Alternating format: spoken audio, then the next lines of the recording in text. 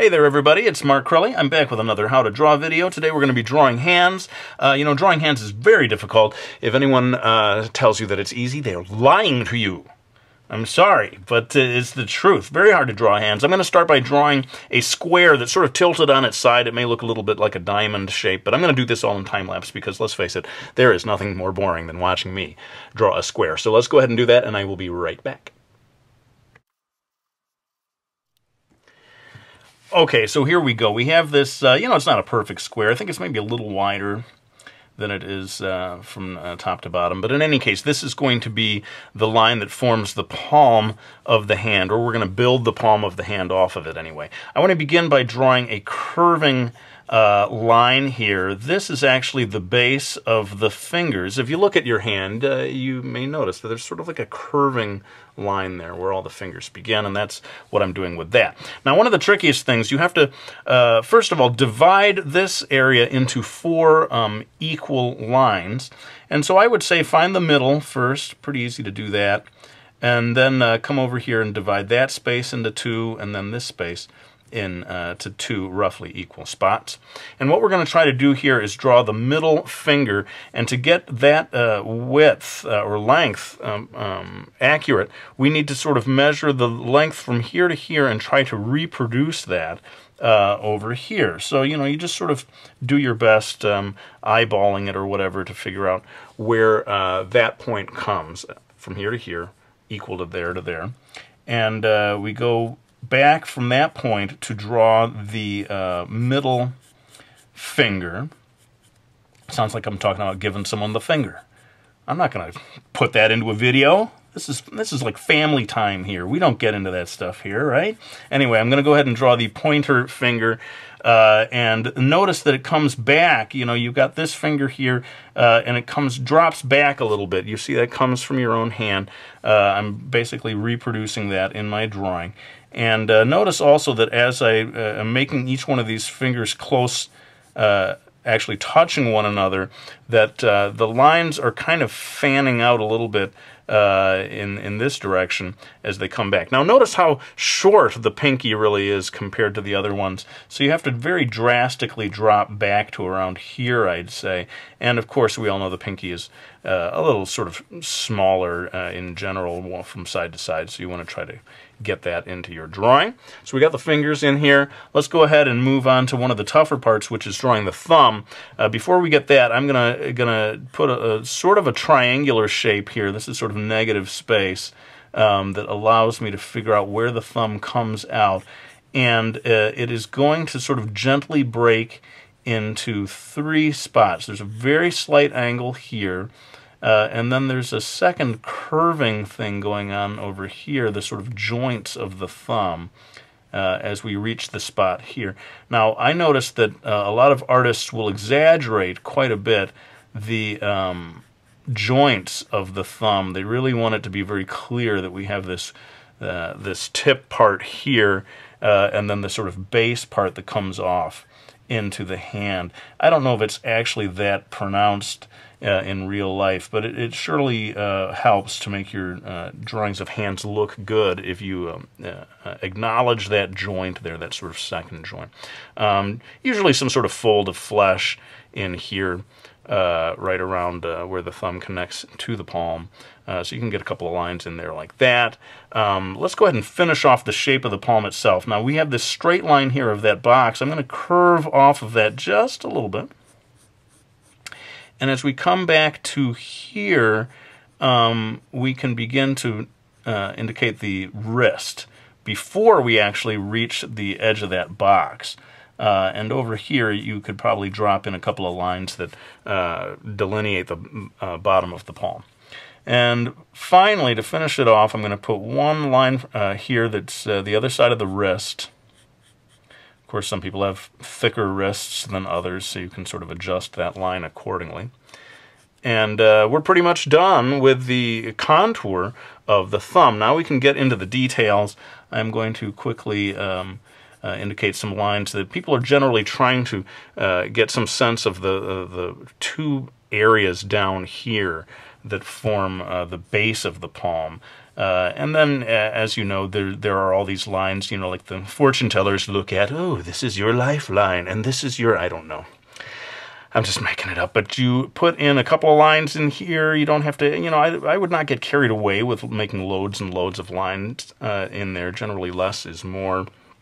Let's take this finger, split it into 3 more or less equal parts, and then come dropping down here, because each of these fingers is a little shorter. Those lines are going to come further back, and then the pinky is really going to, those lines are much shorter one to the other just because of the size of the pinky itself. And this pretty much finishes off the basic lines of a palm. I thought it would be good to get this into the video. I did a video like this a while back, but I do think it's important to get the basics of what does a hand look like just when it's open flat like that. So I'm going to go ahead and finish off these lines with my trusty black Prismacolor, and we'll come back to move on and talk about the other type of hand I'll be teaching here.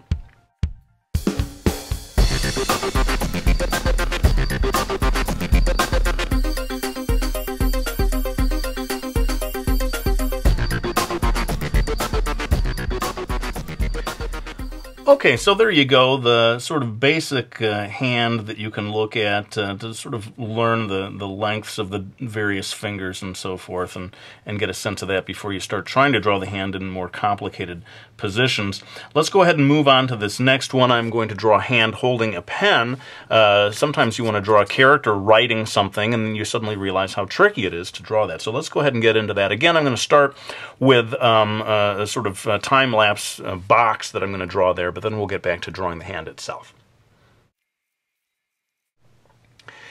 Okay, so this time I've drawn more like a rectangle. It's a sort of slanty rectangle. How's that for a technical term? We call it the slanty rectangle, we artists.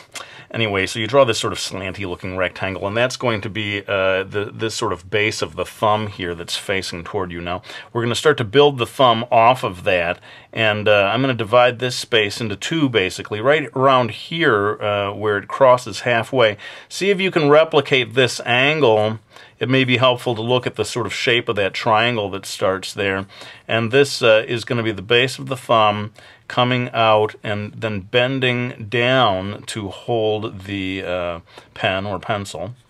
And so let me go ahead and finish this off. I don't really have any great tips for how to do this. You just sort of have to sort of replicate as best you can these shapes. Get that into position, and then you can start to imagine that the pencil is going to come kind of across like this, like so.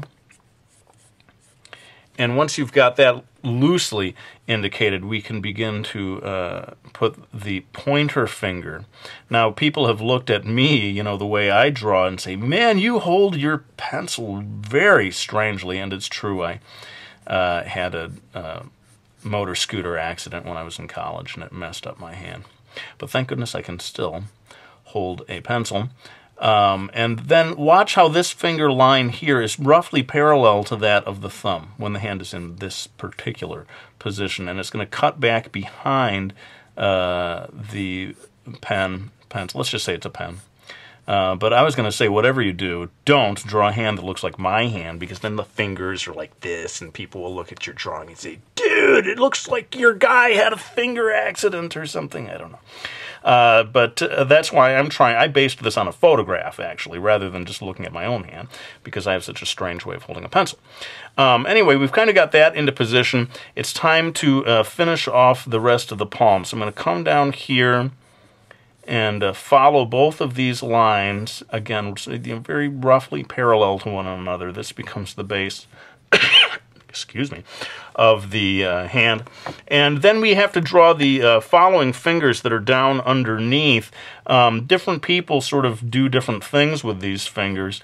The photograph that I looked at had a sort of interesting arrangement. One finger comes down like this, and then the 2 fingers sort of are in line with each other underneath. I'm not an expert on, you know, on the huge variety of how people hold pens or pencils. There does seem to be an agreed upon standard, and because people will certainly look at the way I hold mine and say, man, you hold your pencil so strangely. How can you draw that way? Then again, I periodically hear from people say, hey, that's exactly how I hold my pencil.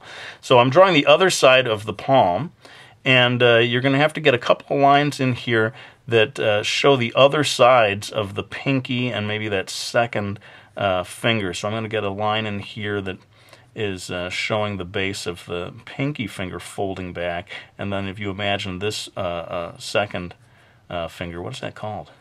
Ring finger? I always have to ask my... I'm always relying on my viewers. What are the names of these fingers? Is it finger number 1 and finger number 2? Oh, gosh. You'd think I would know these things by now, but I'm basically finishing off the rest of the hand here, putting in a little bit of a wrinkle. It's the same kind of fold of flesh that occurs right there between the thumb and the pointer finger. And as this comes back here, I have decided to make my guy wearing a shirt sleeve that comes up over here over the base, so it looks like some kind of a businessman signing an important contract. There you go, JB. $25 million. And we are almost done with this. I think some of you may have figured out what my clever little plan was here as I finished drawing the pencil, is to have this connect back. Yeah? See? You see what I did there? It doesn't quite work, does it? I don't know. But we'll see if I can fix this when I go in and do the darker line work. But I thought it would be kind of funny to show one hand drawing another hand. Oh, dude, that is so deep. It's like Inception. It's handception. A hand drawing a hand. And now this one's going to draw another. Anyway, let's go ahead before I lose my mind and finish drawing the final lines on this. Maybe I can come back and give you some final tips.